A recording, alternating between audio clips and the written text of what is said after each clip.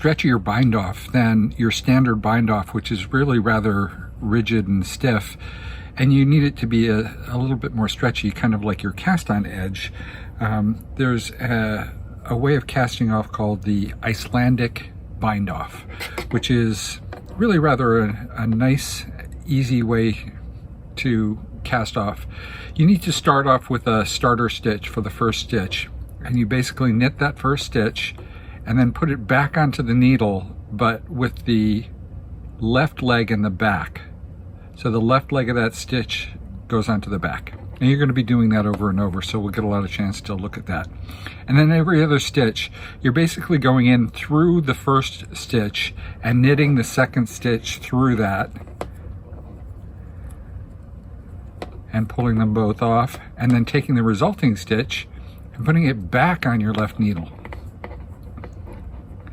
So we'll try that again. So you go through as if to purl the first stitch, pull out the second stitch and knit that stitch and take both off, and then put it back on with the left leg in the back. Simple, right? So you're going through, pulling it, oops, kind of split the stitch, sorry.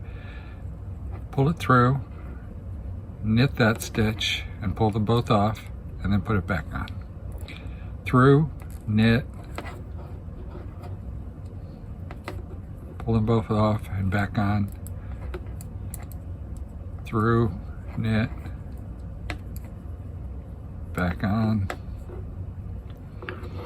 And what you end up getting as a cast off stitch is kind of a braided edge that's very stretchy.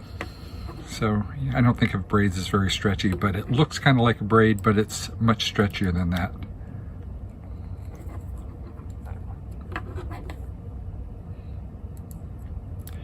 This is almost a decorative edge. It's got some texture to it, so it's not got that plain straight across chain stitch like a regular bind-off edge has.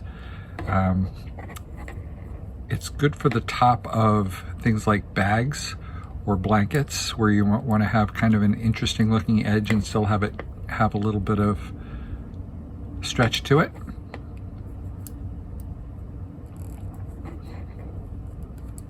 It works really well on garter stitch. So if you've done something in garter stitch and you want to kind of continue on that sort of thicker fabric that you've created with garter stitch, this is a really good bind off for that, especially if you need to be stretchy. I recently used it on a project bag that I was knitting, and it worked out very well. Then when you get to the last two stitches, you again knit through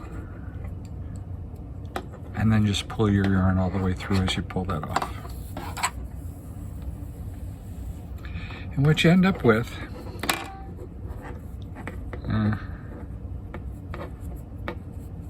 it's actually quite a bit neater than that.